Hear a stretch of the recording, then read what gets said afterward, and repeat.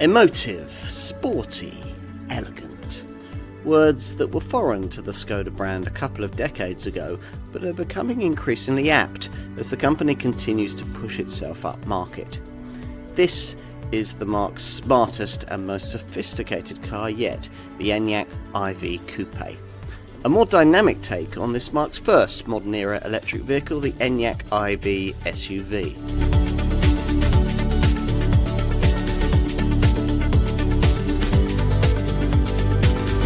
An aspirational Skoda? Really? Absolutely. That's what we have here in the form of the brand's Enyaq IV Coupe, an EV with attitude. On the face of things, this is just a more sporty-looking version of the Enyak IV hatch, delivered because the brand programme required it. We've already seen the same thing with the Volkswagen ID.4, which gained a coupe cousin with the ID.5, and the Audi Q4 e-tron, which can be had in alternative Sportback form. The Enyaq IV Coupe, though, is rather more significant for its maker than that. It's the first coupe that Skoda's made in its VW-owned era, the last since the final Rapid model left the factory in 1990. More significantly, it's easily the most expensive Skoda ever made, and in this top VRS form, the fastest too. To most eyes, it's also the most elegant car ever to wear the Czech maker's badge, the company claiming that this model perfectly combines emotion with efficiency. We'll see. This Coupe Enyaq IV variant was announced in spring 2022, but initially on sale here only in this top VRS form, before more affordable versions arrived to flesh out the range at the time of this test in early 2023. By that time, a wider Enyaq range was certainly needed, the standard shape Enyaq IV having sold over 50,000 units in its first 2 years on sale, with further 115,000 orders still to be delivered as we made this film. So, the outlook's certainly promising for this coupe model, but promising enough to sustain sales of this swoopier variant at near premium prices and in a market overstuffed with high-quality contenders. So, has Skoda overstretched itself here? Or is this yet another step forward for the brand in its relentless march up market? To know which, you're going to need Car and Driving's Road Test, the industry's most comprehensive video test. Let's get to it.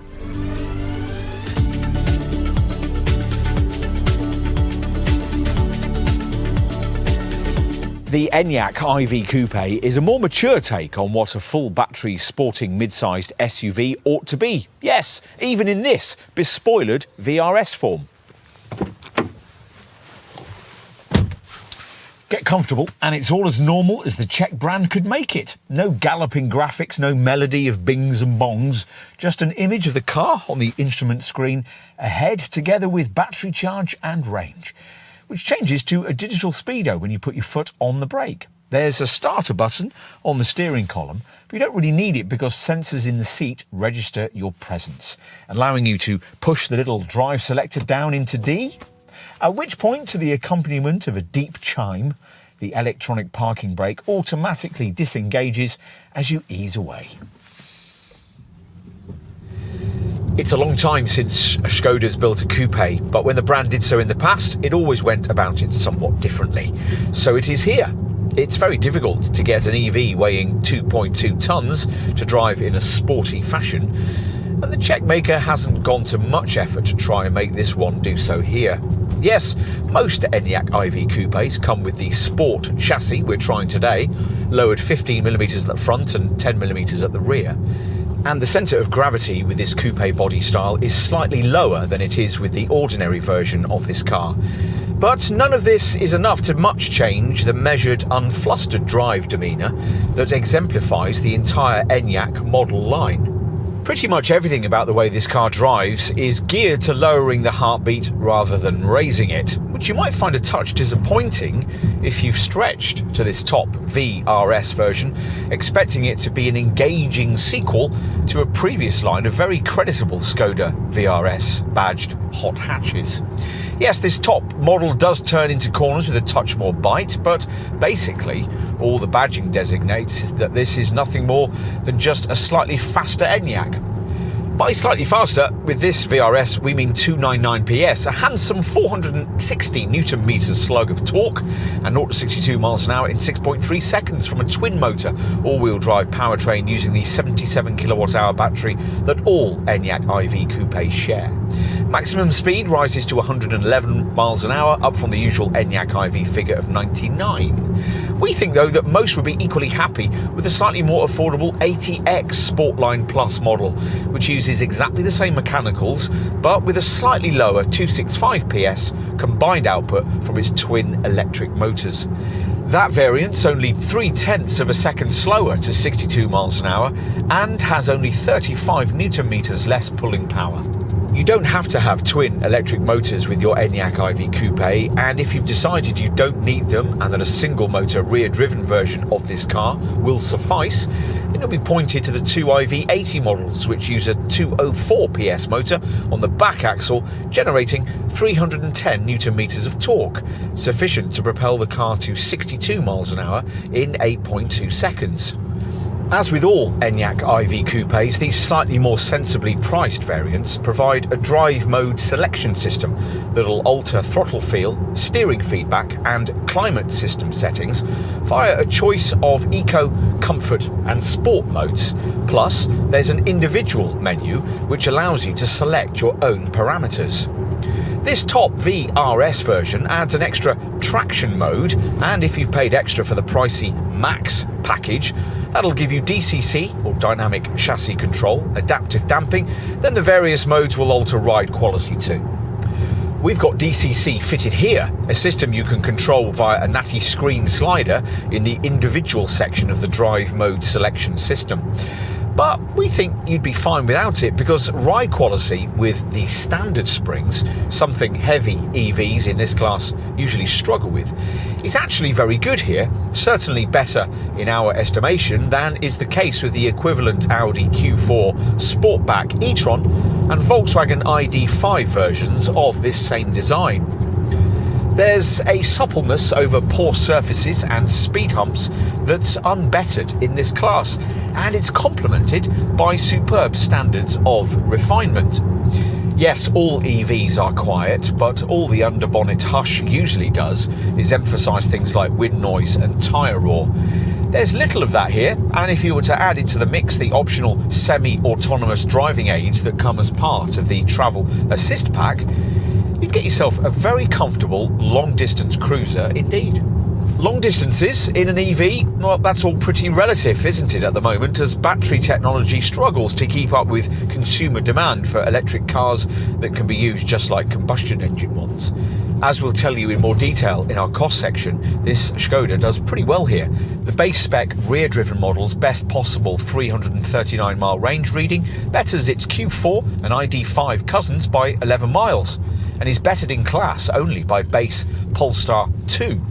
This twin-motor VRS model's 321 mile reading isn't quite so eye-catching, but it's still in the upper echelons of what you can currently expect from an EV of this sort.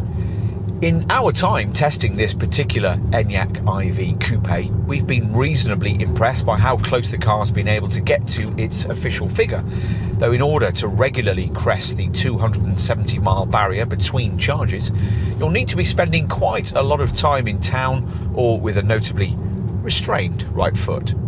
Either way, it helps enormously if you remember to frequently engage the transmission's regenerative B mode we mentioned earlier, and activate the recuperation selection paddles that most models offer behind the steering wheel.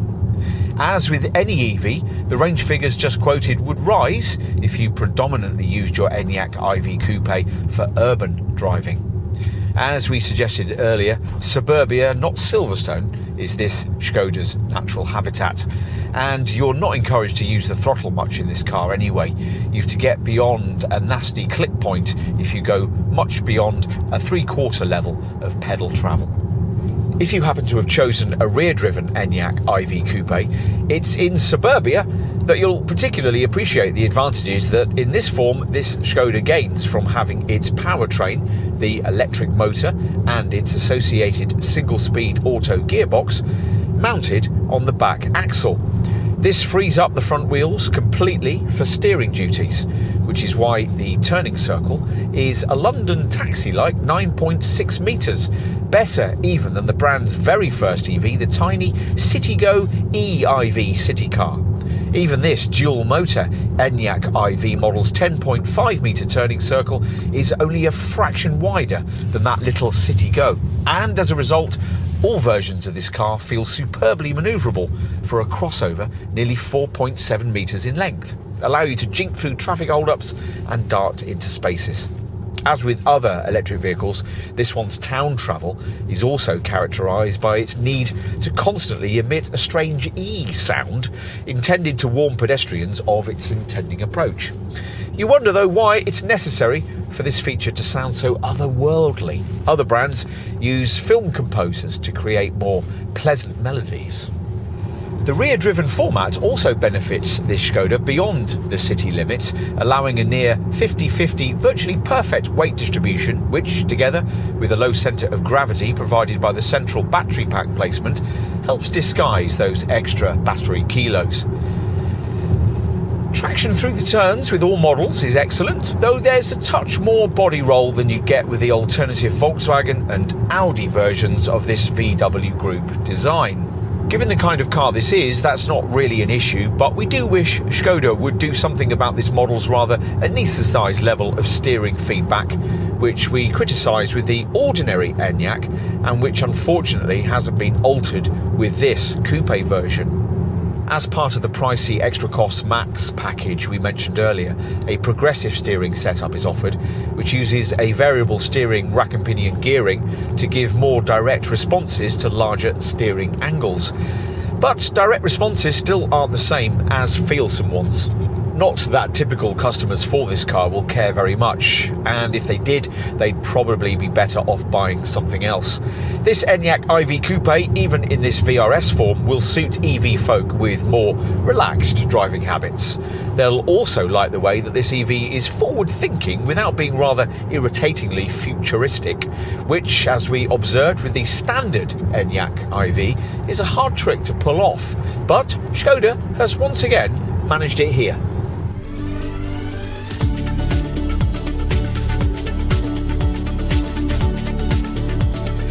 Assuming you want a family EV, you'll choose this car, of course, because of the way it looks. The standard Enyaq IV hatch is quite a smart piece of penmanship, but its boxy lines are still somewhat, well, sensible. Just the sort of thing you'd expect from a modern Skoda. But this isn't. There's some real pavement presence here, thanks to the sharply raked roofline from the B pillar backwards, in a shape that's 4mm longer and 6mm taller than its SUV sibling. With short overhangs, big wheels, strong shoulders and a low roofline, this will look good down at the gym. And you'll cause even more of a stir with a brighter colour specified, like this special hyper green. This car certainly makes a statement here at the front. A grille may be unnecessary to cool an EV, but modern automotive design looks ugly without it, and with this hexagonal appendage, flanked by angular crystal lighting LED headlamps, Skoda's gone all in. The standard grille has a sculpted chrome frame, lots of crystalline elements and numerous vertical slats. Here, though, we've got the crystal face grille selected, standard on this VRS version and optional on mid-range models. It can illuminate with 131 LED light strips to produce an effect rather unkindly likened by one writer to the teeth on a Halloween skeleton costume. We actually think it looks rather distinctive. Other frontal features include the way this dramatically raked windscreen flows into this prominent central bonnet crease, and further down, a lower air intake with hexagonal detailing is flanked at the bumper's outer corners by twin narrow aerodynamic fins. It's from the side that you realise this Enyaq IV Coupe to be quite a large, slightly upmarket thing. It's 4,653mm long, that's 36mm less than Skoda's more conventional Octavia hatch. But here there's a far sleeker silhouette, hence a slippery 0.234 CD drag factor, and a vast panoramic glass roof, which is standard across the range, which gives this car an elegant vibe. You'll need large alloy wheels to set the shape off. The entry-level 80 variant has 19-inch rims, but usually this coupe will be sold with 20-inch alloys, and this VRS version can be had with 21 inches as an option. Most versions of this Skoda will be ordered with the sport chassis that features on this VRS variant, which drops the body 15mm lower at the front and 10mm lower at the rear. As with the ordinary Enyaq, pronounced concave indentations in the lower door panels are there to give the flanks some shape. At the rear, this coupe Enyaq model is a very different looking thing than its standard showroom stablemate, thanks to this swept back tailgate glass and emphasised lower diffuser.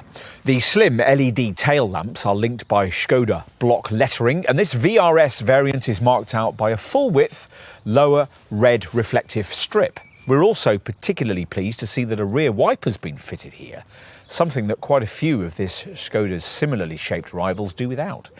More important, as usual, is what you can't see, namely the Modulare E-Antriebsbaukasten, or MEB platform, which translates from the German as Child Building Set. This, sure enough, represents the building block basis for the host of VW Group and Ford EVs we'll be seeing over the next few years. Of more direct interest here is that, as you'd expect, the chassis is shared in this segment by its closest cousins, the Volkswagen ID.4 and the Audi Q4 Sportback e-tron. Enough with the outside, let's take a look in the cabin. Which, unless you've already tried the identical front-of-cabin experience offered by the ordinary Enyaq IV model, will be nothing like anything you'll ever have experienced in a Skoda, either in terms of quality or design. This Czech Mega's cabins have in the past often been about as interesting as daytime telly, but this one's different. For a start, you're left pleasantly confused as to exactly what kind of car this is, thanks to the way that the slightly raised seating height of a crossover has been somehow combined with a windscreen that pushes so far forward you'd think you were in a big MPV. Then there's the dashboard, unusually contoured in a series of layers with textile finished soft plastic at the top, giving way to a midsection that, depending on the trim level or design selection package chosen, will be trimmed either in fabric or, as here, in lovely stitched leather.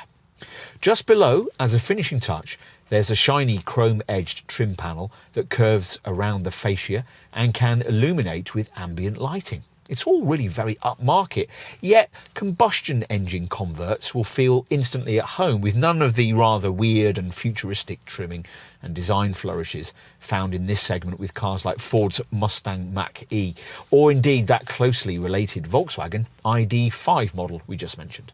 This cabin could do with a touch more visual charisma though, even in this top VRS variant, but then that's often been an issue with Skodas down the years.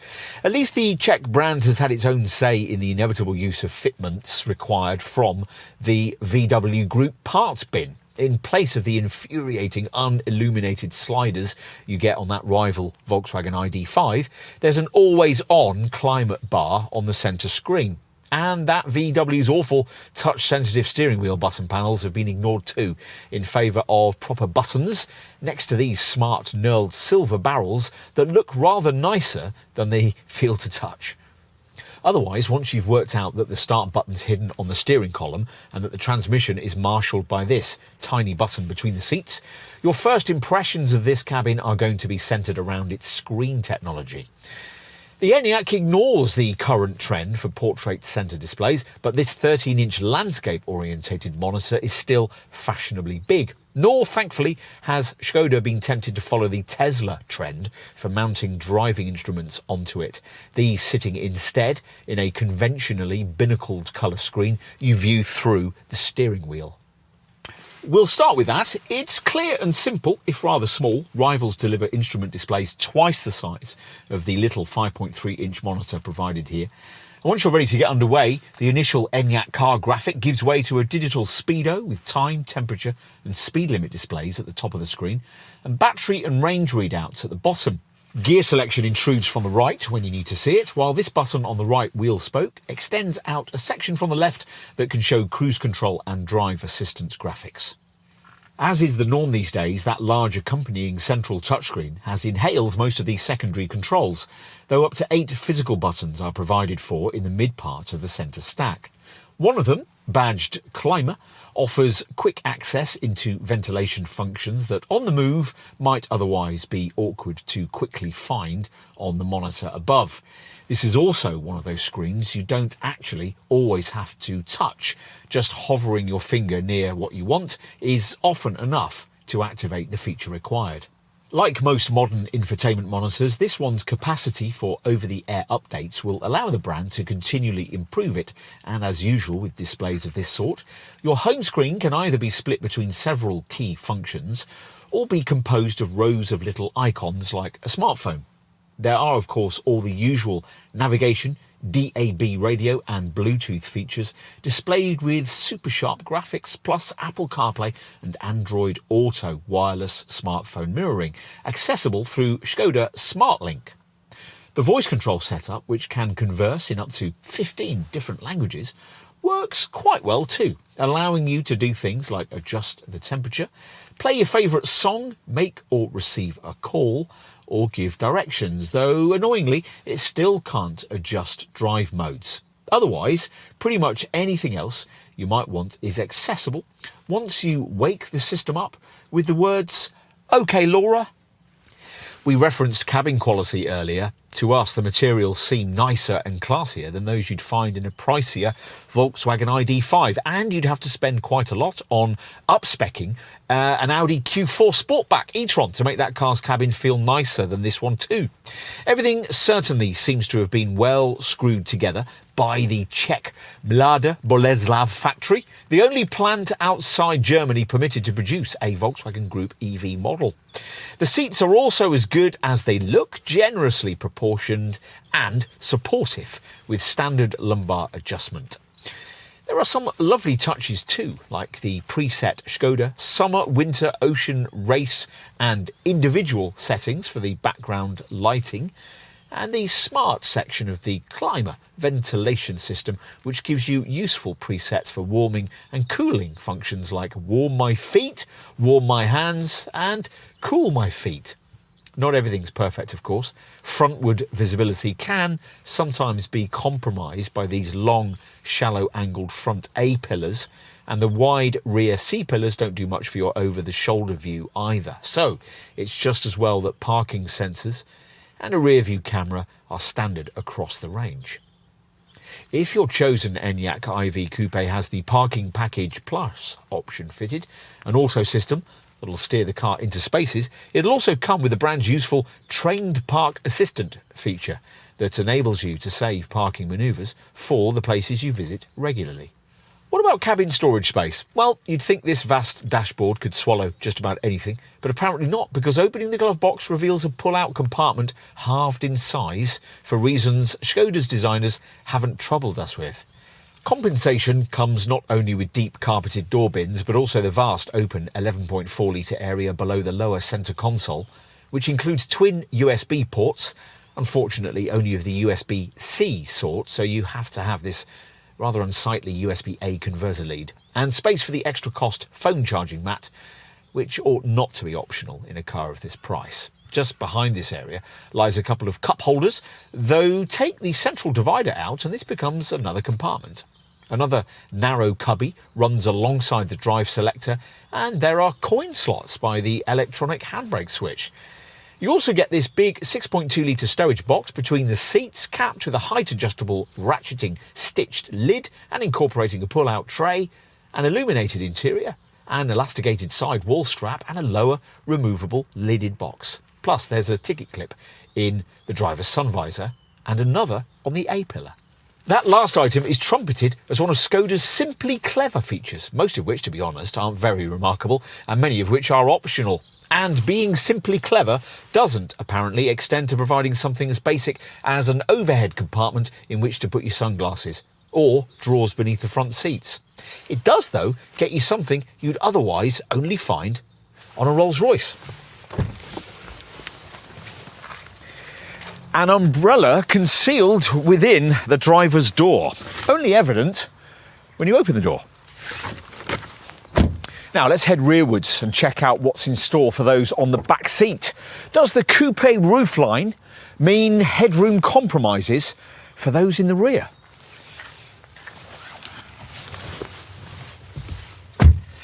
We'd had some concerns about this before trying this car. After all, the Enyaq IV Coupe has a roofline 9mm lower than the standard model.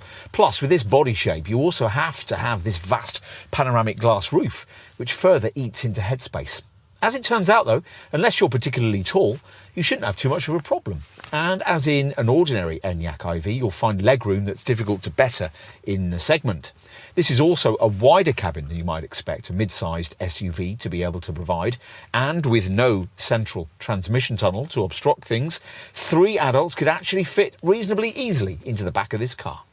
This bench doesn't either slide or recline as it would in Skoda's Karoq or a Kodiaq SUV, or indeed in the EV market in a rival BMW iX3. But otherwise it's all good, though without that glass roof it'll all feel a bit claustrophobic back here thanks to the blanking off of the rear quarter-light windows that reside within the vast rear C-pillars. As you'd expect from a Skoda, there's a reasonable amount of storage provision, including huge door bins along with map pockets and pockets for mobile phones, both stitched into the back of the front seats. Coat hooks feature on the B-pillars and the grab handles, plus you get individual overhead lights, central vents with a storage cubby and pop-out cup holders in this central armrest. Most models get these tri-zone climate controls back here too. We're going to finish with a look at the boot, which, by the way, you'll have to use for all significant cargo storage because, unlike with some other rival EVs in this class, there's no extra luggage room in the nose of the car. That's taken up by the air conditioning system and power electrics for the driveline. On the way to the very back, we'll check out this charging flap with its battery indicator. A reeled up, tethered, extendable charging cable would have been a lovely, simply clever touch here, but perhaps we'll have to wait for that. By the way, this is an area which, unlike on a combustion model, doesn't incorporate the usual Skoda ice scraper and tyre tread measuring slab of plastic. But don't worry, that's been secreted instead into the left inner side of this tailgate, as you'll discover when you raise it. Now, above base trim, it's power operated with a virtual pedal kick action function. And once everything's raised here at the back, a big 570 litre space is revealed. Just 15 litres less than a standard shape Enyaq IV. That's 21 litres more than you get in a Volkswagen ID.4, 35 more than an Audi Q4 Sportback e-tron, and a massive 168 litres more than you get in a Ford Mustang Mach-E.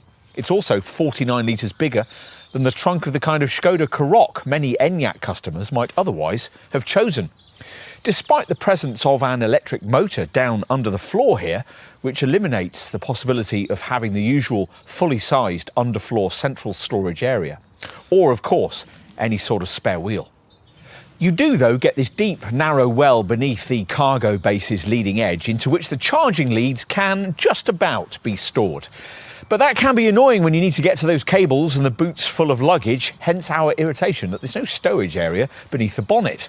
Only one charging lead, by the way, the one for your wall box and public charging, is supplied as standard. Appallingly, on an EV of this price, you have to pay extra for one you'll occasionally need with a 3-pin socket. There's a reasonably high lip to lump your stuff over, and annoyingly a variable height boot floor costs extra, though at least one's available, unlike in an ID.4. The recycled cargo bay base carpet feels cheap and abrasive, but once you get your items in, the space provided is square and very usable, with wide recesses capped by removable plastic panels either side, so things like golf club bags will more easily fit. Up to 8 carry-on suitcases could be accommodated, 1 less than an ordinary Enyaq IV, but 2 more than you'd get in a rival Ford Mustang Mach-E.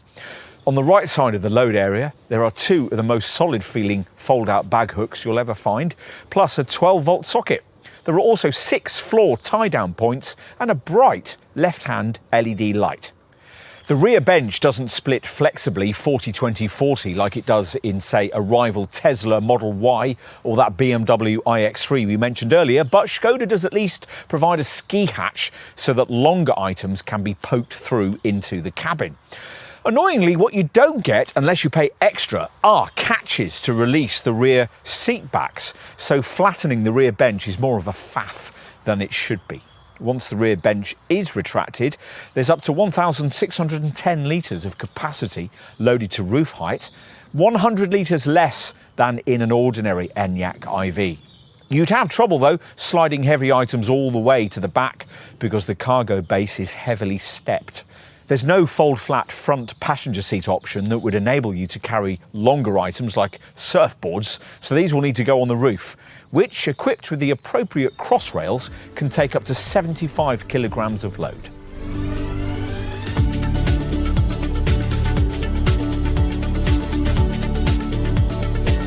At first glance, pricing for this Enyaq IV Coupe might look a little ambitious for a Skoda.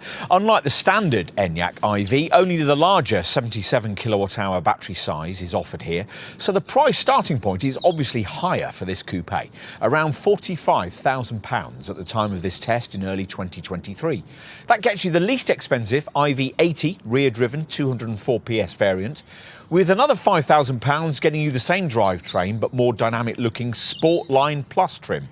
The twin-motor all-wheel drive versions start from around £52,000, which gets you another Sportline Plus spec model, an 80X variant with a 265 PS electric motor. Beyond that, there's only the top all-wheel drive VRS flagship variant we have here, which has a 299 PS motor and, at the time of filming, listed at just under £55,000. Sounds quite a lot, doesn't it? Skoda, though, is only charging what the rest of the industry does for mid-sized crossover-themed EVs of this class. In fact, as we'll see in a moment, in most cases, like for like, it's actually charging less. Before we get to that, though, you'll want to know the premium required for this coupe model over an ordinary, boxier Enyaq IV SUV, which is between £1,700 and £1,900, depending on variant. OK, let's get to those segment alternatives and begin by considering those that compete with mainstream versions of this Enyaq IV Coupe, starting with the two that share exactly the same engineering on offer here. The Volkswagen ID.4, the coupe version of the ID.4, and the Audi Q4 Sportback e-tron, the coupe version of the Q4 e-tron. You won't be surprised to hear that an Enyaq IV Coupe undercuts identically engineered 204 PS rear-driven 77 kilowatt-hour battery versions of the ID.5 and Q4 Sportback e-tron, handsomely in mainstream rear-driven form by £6,000 to £7,000. You might, though, be interested to learn that it also undercuts the 204 PS rear-driven 77 kilowatt-hour battery versions of the more mundane-looking ID.4 and Q4 e-tron 2, respectively by around £1,500 in the case of the VW and by around £5,000 in the case of the Audi. So, if you like the VW Group approach to EV engineering and you're at all interested in value, then this Skoda is without doubt the place to get it. Most potential customers for this Enyaq IV Coupe, though, will be considering all kinds of mid-sized crossover alternatives in this class. There aren't any others that call themselves coupes, but quite a few have that visual element of desirability that this Skoda is trying to emulate in this sportier form. If you're looking at an outlay of around £45,000 on the base rear-driven version of this model, then you'll want to consider these price comparisons. At the time of filming, which, as we said, was in early 2023, a rear-driven Tesla Model 3 cost from around £43,000 with a base spec Kia EV6, Polestar 2 or Tesla Model Y, all retailing from around £45,000. Add another £1,000 or so to that amount and you'll open up access to cars like the Toyota BZ4X, the 77 kilowatt-hour version of the Hyundai Ioniq 5 and the 63 kilowatt-hour version of Nissan's Ariya. If you've a little more to spend, just under £50,000 gets you a single-motor Volvo C40, while just over £50,000 gets you a Ford Mustang Mach-E in base standard range form or a Mercedes EQA 250 Plus. A front-driven Genesis GV60 costs around £54,000 and a BMW iX3 is priced right up at around £64,000. Those are your single motor segment alternatives. If you're considering an outlay starting from around £52,000 on a twin motor all-wheel drive Enyaq IV Coupe 80X, then you'll be interested in the all-wheel drive model segment price comparisons. As we filmed, base twin motor versions of cars like the Tesla Model 3, the Kia EV6, the Hyundai Ioniq 5, the BMW iX1, the Subaru Solterra and the Nissan Ariya all started at just over the £50,000 mark. The £53,000 spend would get you dual motor versions of the Polestar 2, the Mercedes EQA, the Toyota BZ4X, the Tesla Model Y or the Volvo C40. But you'd need around £58,000 for the cheapest all-wheel drive Genesis GV60 and around £65,000 for the cheapest extended range all-wheel drive version of Ford's Mustang Mach-E, by which point you'd be getting into the kind of price territory occupied by cars like the Jaguar I-Pace, the Mercedes EQC and the BMW iX. A final word about the specific value proposition of the Enyaq IV Coupe VRS model we're trying here. Priced, as we said earlier, from just under £55,000, this has exactly the same 299 PS, 77 kilowatt-hour battery, all-wheel drive powertrain as you'll find in a Volkswagen ID.4 GTX, which costs nearly £2,500 more, and the Audi Q4 Sportback 50 e-tron, which costs nearly £3,000 more. And the price difference to both the Volkswagen and the Audi would widen further if you equipped either to the standard of this VRS badged Skoda. If, having considered all of that, you conclude that it is some kind of Enyaq IV Coupe that you really want, then you're going to need to know about the standard spec across the range. So let's take a look at that now.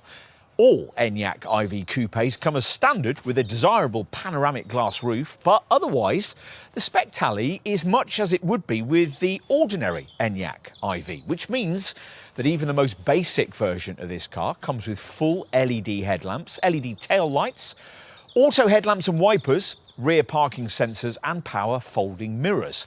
Plus, to meet EU law, this car, like all EVs, has an exterior e-sound feature, which emits a futuristic noise at under 12 miles an hour to warn pedestrians of its impending arrival. There's also a drive mode select driving mode system and a rear view camera, plus the base IV80 variant gets 19-inch Regulus anthracite alloy wheels. Inside, all Enyaq IV Coupes feature a virtual cockpit instrument screen, an air-care climatronic 2-zone air conditioning system, a leather-trimmed and multi-function steering wheel, an auto-dimming rear view mirror, cruise control with a speed limiter, lumbar support for the front seats and LED ambient lighting. Also standard across the range is a big 13-inch touchscreen infotainment display, which gives you a whole range of media features that can be accessed either by touch or via Skoda's LoRa natural voice control system. That central monitor features a DAB+ tuner, Bluetooth and Skoda's wireless SmartLink setup, which gives you Apple CarPlay and Android Auto smartphone mirroring.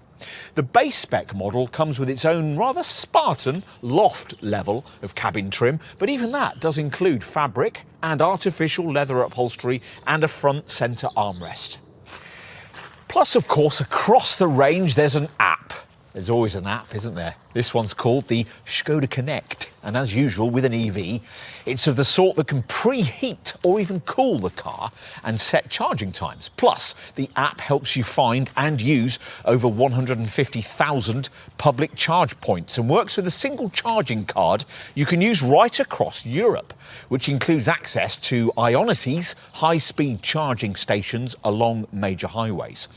Also included are online traffic information services, and using the app you can do things like remotely lock or unlock the car, flash its lights to help you find it in a car park, browse your Enyaq's service history and check whether the charging cable is connected. If it is, you can start or stop charging sessions from your sofa. To get going with all this, you simply download the free application, set up a user account, add your Skoda, and then activate a Skoda Connect contract, at which point the functions become available for 3 years. So that's covered the things you get with all Enyaq IV coupes.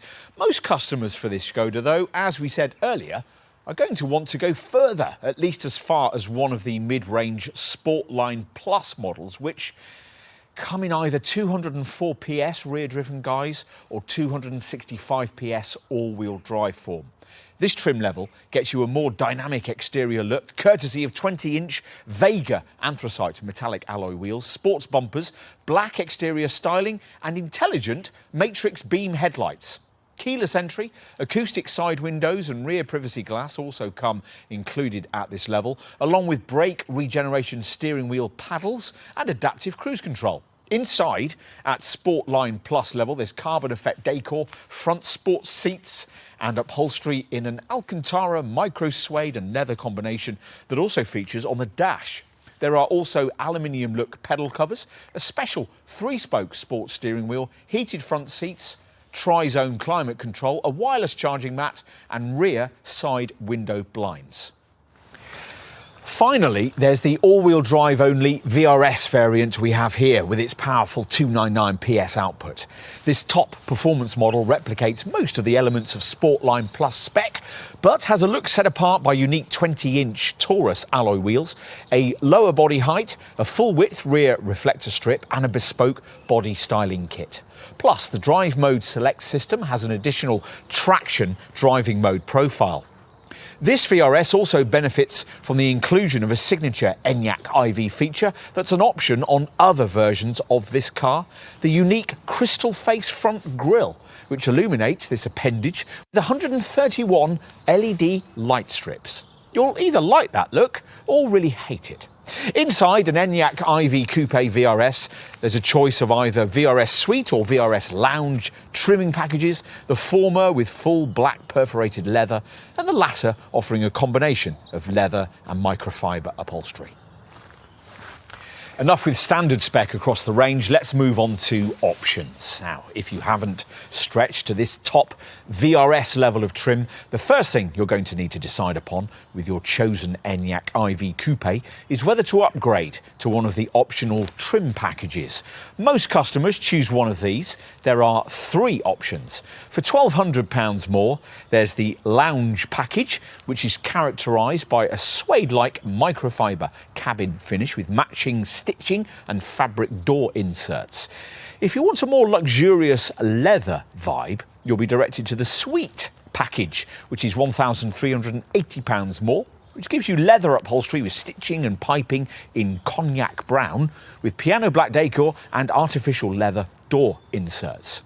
The final option is the Eco Suite package, £1,650 more, which ecologically tans its cognac brown leather upholstery with the extract of olive tree leaves rather than with chemicals. There are also contrasting details in stone beige and matching leatherette for the door inserts. Once that's sorted out, you can then look at wheel options. There's various 20 and 21-inch rims available.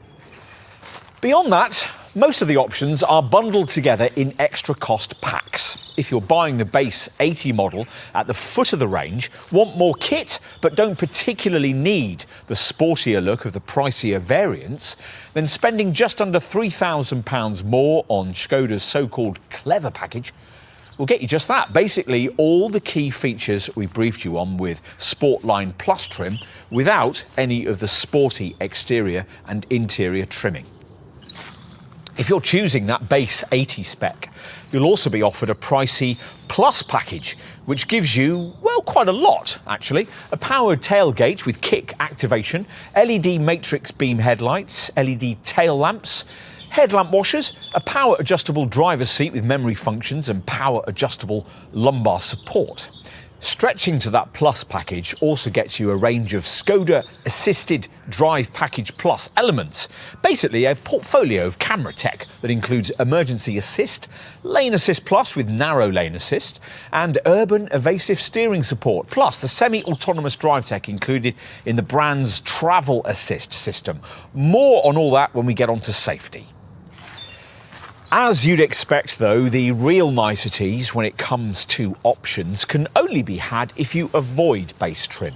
With the more expensive Sportline Plus and VRS models, for just over £2,000 more, you'll be offered an advanced package, which gives you everything from the Plus package, so all that extra camera safety stuff, along with a few extras that'll spoil you a bit more. A head-up display, an upgraded Canton sound system, heated rear seats, a heated windscreen, and the illuminated crystal face front grille we mentioned earlier. If you're rather bravely prepared to double that extra spend, the top Max package we have fitted here gets you all those advanced package elements plus 2 key drive features: DCC or dynamic chassis control, adaptive damping, and more direct progressive steering. The Max package also includes parking tech, an area view camera plus an intelligent park assist system that'll slot this Skoda into spaces, together with a useful trained park assistant feature that enables you to save parking manoeuvres for the places you visit regularly. And the Max package additionally gives you nice-to-have touches like power adjustment for both front seats and a massage function for the driver, plus a heated steering wheel and rear side airbags. Across the range, you can add practical features too.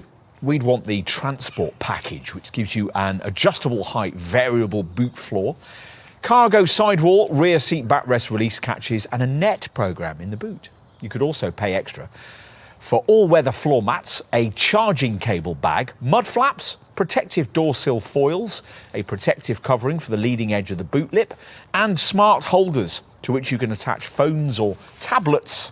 You might additionally like to consider Skoda's electrically retractable tow bar or the transverse roof rails that allow you to specify carriers for roof boxes, skis, snowboards or cycles.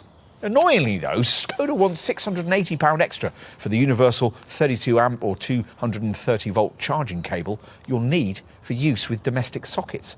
And on base or Sportline Plus trimmed Enyaq IV Coupes, you'll almost certainly need to be paying your dealer extra for your choice of paint colour, because the only standard shade is solid energy blue. It's a little different with this VRS variant, where most of the colour options are free of charge, including this rather bright hyper green special shade, though the top 2 colours will cost you more: velvet red and phoenix orange. Let's finish, as we always do, with a look at safety. Now, you'd expect some sort of forward collision warning autonomous braking system on a car of this kind these days. And sure enough, Skoda's is called Front Assist, and as usual with these sorts of setups, it scans the road ahead as you drive. If a potential collision hazard's detected, you'll be warned, and if you don't respond or aren't able to, the brakes will automatically be applied to decrease the severity of any resulting collision. It incorporates swerve support that stops you from turning into a junction into the path of another car, and an oncoming vehicle braking while turning feature that helps you at junctions. Plus, there's dynamic road sign display, which pictures speed signs as you pass and displays them on the dash. And every Enyaq IV Coupe also gets a lane assist, lane keeping assist system that warns you when you stray out of your lane and applies gentle steering assistance to ease you back into it. All of this is in addition to all the more usual features that come fitted on every Skoda family model, which have together helped to justify this car's 5-star Euro NCAP safety test showing. There are twin front, side and curtain airbags, though disappointingly you don't also get an extra one to protect the driver's knees. You do, though, get a clever centre airbag, a feature first introduced with the Volkswagen ID.4. In the event of a side impact or rollover, this airbag can prevent the driver and front passenger from colliding with each other. Rear side airbags, as we mentioned earlier, only come with that pricey extra cost Max pack. Across the Enyaq IV Coupe range, there are, of course, ISOFIX child seat fastenings on the rear bench. And it's also worth mentioning that one of the features of the Skoda Connect app we mentioned earlier is an emergency call or e-call SOS system that, in the event of an accident where the airbags are triggered, will automatically alert the rescue services with your exact GPS location.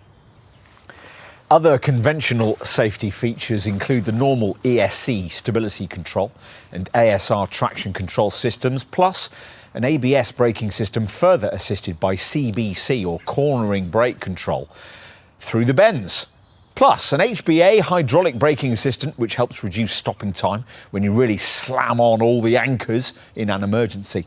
Plus, like all Enyaq IVs, this one gets a hill hold function to stop you from drifting backwards on uphill junctions, plus tyre pressure monitoring. And there's a standard driver alert feature which monitors your reactions for drowsiness and will, if necessary, prompt you to stop for a restorative coffee. If you want more in terms of safety, then obviously you'll need to pay more. Now, as we told you earlier, for more advanced camera-driven safety tech features, you'll need either the Plus package on the base 80 model or the Advanced package on Sportline Plus or VRS variants. We mentioned those features earlier.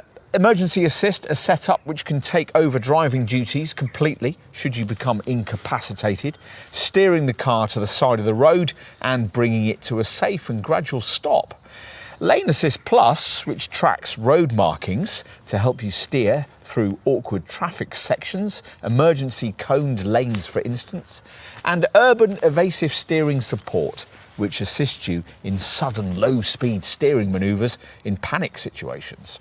Plus, these packs also include the Volkswagen Group's Travel Assist Tech, a system that can basically take over acceleration, steering and braking duties from you, and is particularly helpful in slow stop-start traffic.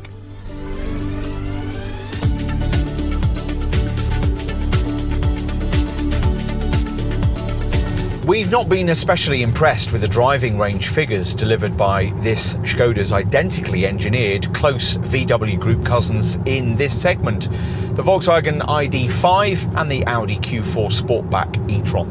But we're minded to be more positive about this Enyaq's IV Coupe's capability in this respect, partly because it costs a little less to buy, and partly because it goes a little further on a charge.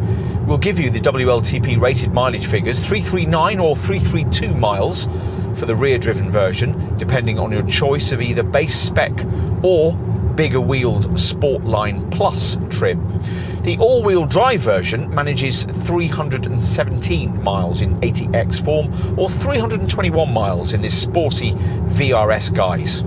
To give you some VW Group perspective on that, with the same rear-driven powertrain, 204 PS motor and 77 kilowatt-hour usable battery combination, the best a Volkswagen ID.4 or Audi Q4 Sportback e-tron can manage is 328 miles. And if you're comparing against this all-wheel drive 209 PS Enyaq IV Coupe VRS model's 321 mile figure, you'll be interested to note that a directly comparable all-wheel drive Volkswagen ID.4 GTX manages 314 miles and an Audi Q4 Sportback 50 e-tron just 308 miles. Rather to our surprise, the figures for the rear-driven single-motor versions of this Skoda better nearly all direct class rivals. Only the standard range single-motor version of the Polestar 2 does better, with a 395-mile showing in its latest form. Otherwise, the 339-mile figure we quoted you for a base Enyaq IV Coupe 80 variant seems pretty good.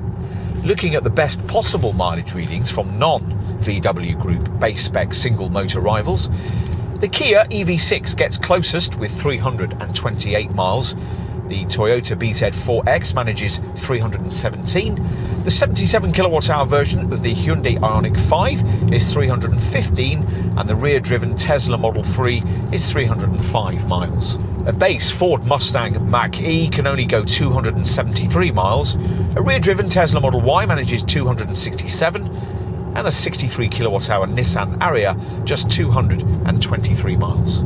It's a slightly different story with twin-motor all-wheel drive versions of this Skoda. This VRS model's 321-mile range figure is about the same as you get from a Tesla Model Y Performance at 319 miles, a dual-motor Volvo C40, 316, or a Kia EV6 all-wheel drive, 314 miles.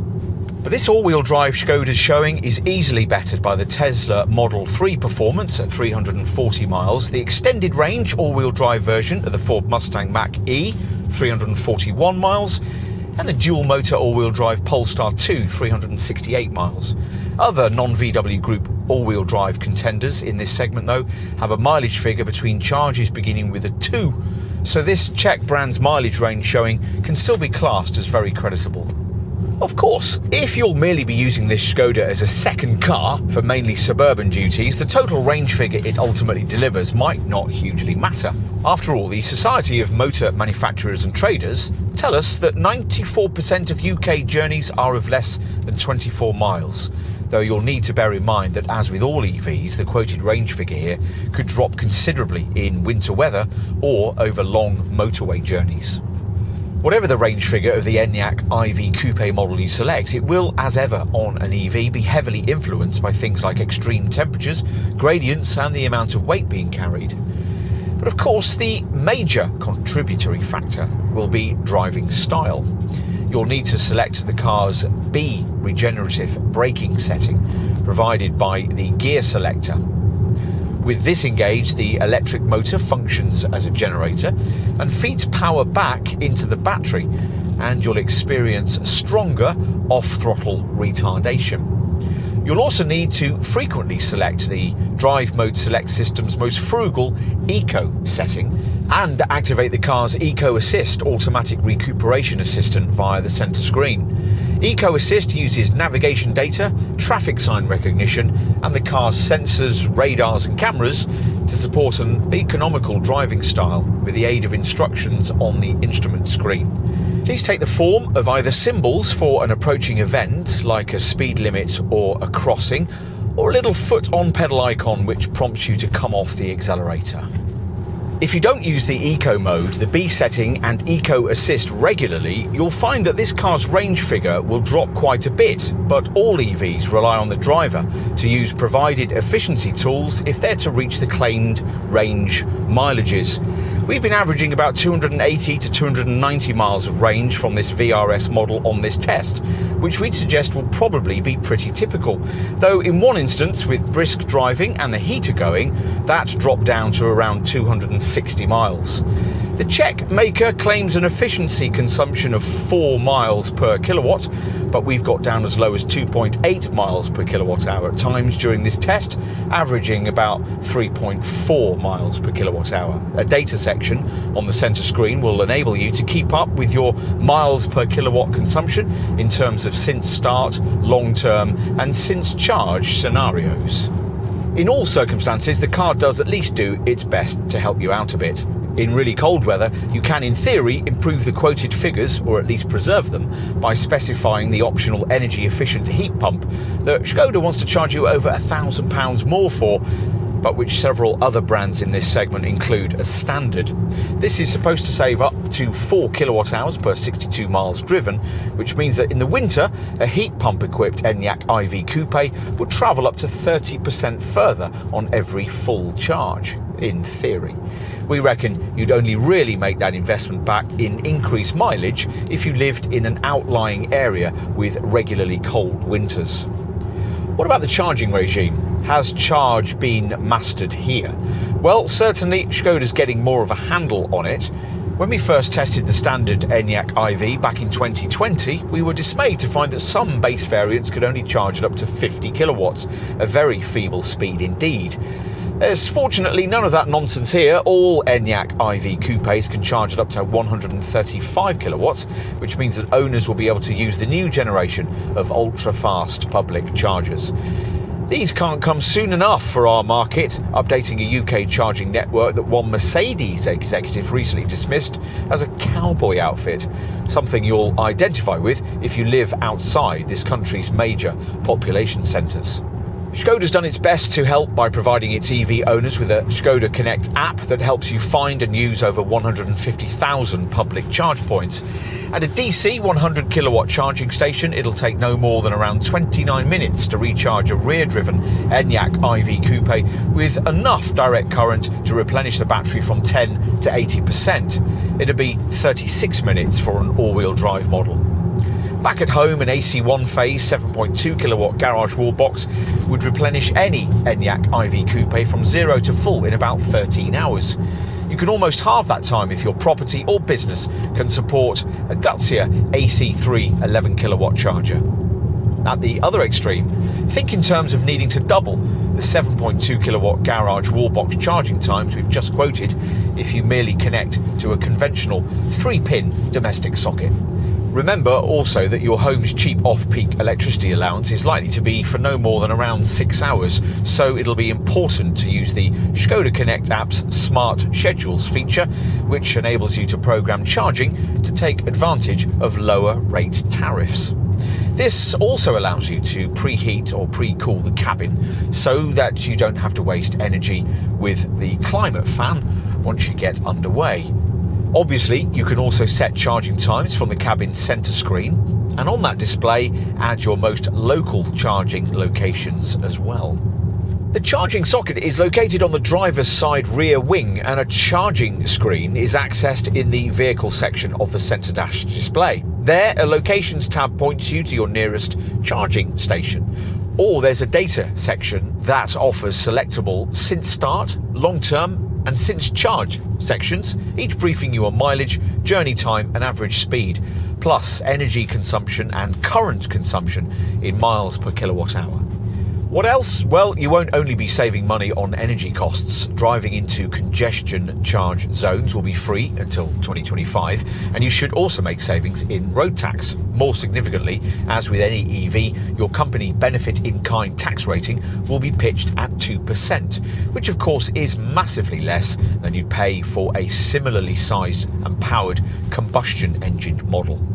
Comparable versions of Skoda's Octavia, for instance, are BIK rated between 28 and 36%. This Enyaq super low BIK rating is down, of course, to the fact that, like any EV, this one claims a zero emissions CO2 figure, though of course the energy to drive this car has to cause pollution somewhere. Government figures give this Skoda a well-to-wheels carbon contribution of 58 grams per kilometre.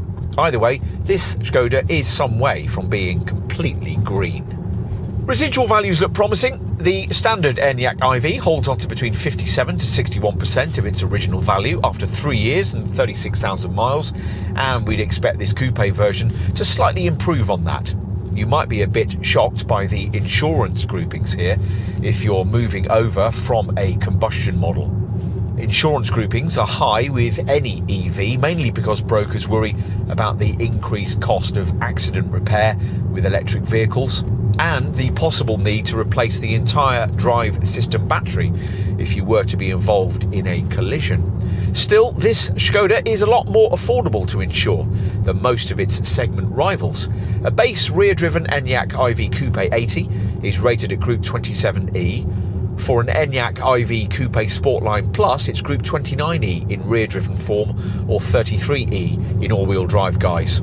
For this top VRS all-wheel drive model, it's Group 36E. An Enyaq IV driver will enjoy lower maintenance costs than would be needed for a combustion model. Obviously, no oil changes are required, and regenerative braking means that the brake pads are designed to last the life of the car.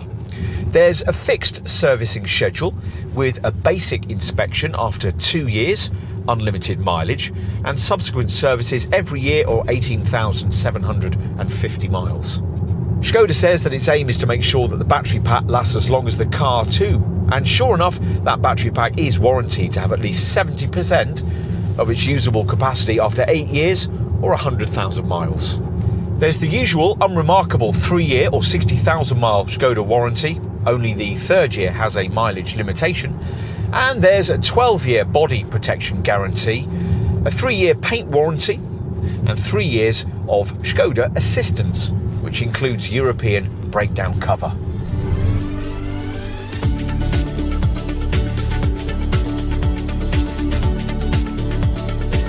Arguably, this is the first Skoda with a degree of real desirability, and it won't be the last. We really liked the standard Enyaq IV hatch when we tried it.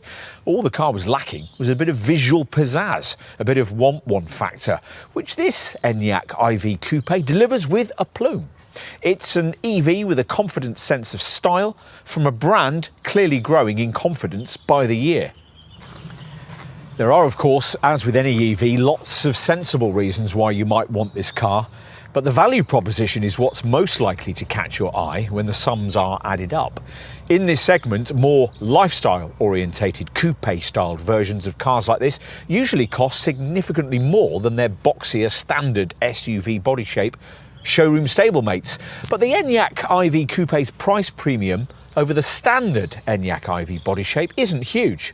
And it manages to undercut even conventionally shaped versions of obvious rivals, most notably those VW Group models sharing its MEB platform and 77 kilowatt-hour battery engineering.